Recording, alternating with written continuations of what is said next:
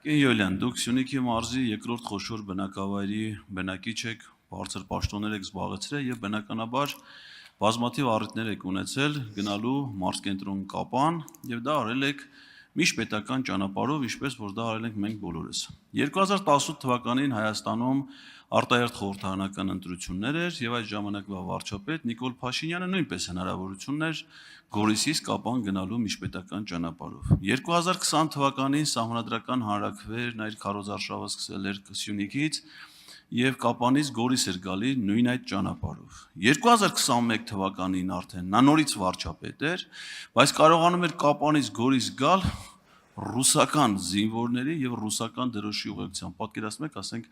նսեմ ասման ինչ զգացողություն է յուրաքանչյուր հայ քաղաքացու մոտ, երբ որ գիտի, որ երկրի ղեկավարը երկրի տարածքում կարող է ճամփորդել միայն ռուսական դրոշի ուղեկցությամբ, որպեսզի անվտանգ լինի։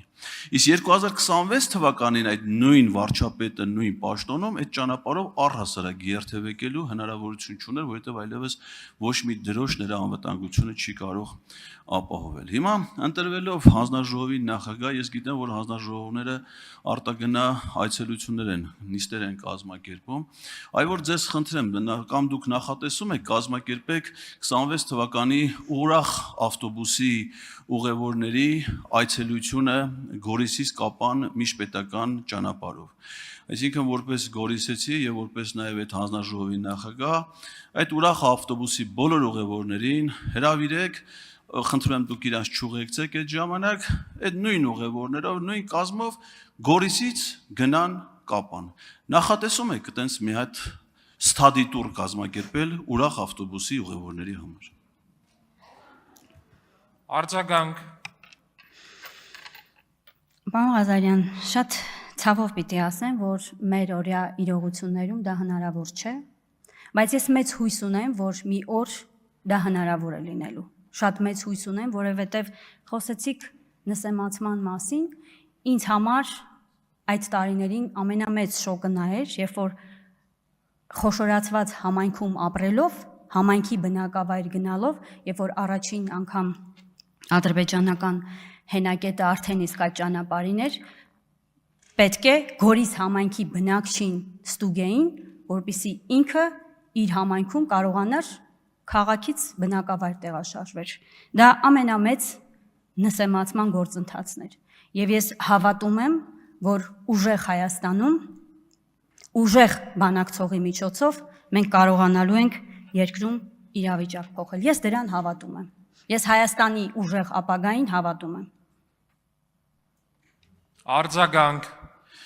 Տիկին Յոլյան, շնորհակալ եմ պատասխանի համար, միաժամանակ ուզում եմ հիշեցնել, որ 21 թվականին դեռևս ձևավորված չէին սահմանային հարցերի հանձնաժողովները, որոնք ստեղծվել են 22 թվականին,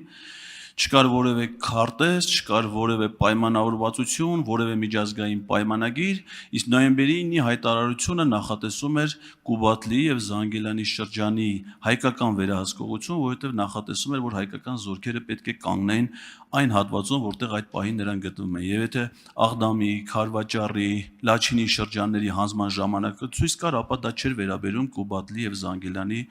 շրջաններին, այսինքն դա նաեւ ապօրինաբար է հանձնվել։ Բայց եթե ամեն դեպքում դուք այդ տուրը կազմակերպեք, խնդրում եմ չմոռանաք ուղևորներին տրամադրել կուկուռուզ, պերաշկի, թթու լավաշ, սուջուխ, խաշած կարտոշկա եւ ելակ։ Շնորհակալ եմ։ Հարգելի գործընկերներ, խնդրում եմ մի թվարկեք այն բոլոր առարկաները, որոնցով ուժեղ Հայաստանի ներկայացուցիչները տրակաշարք են բաժանել։ Սա նիստ է, չի կարելի։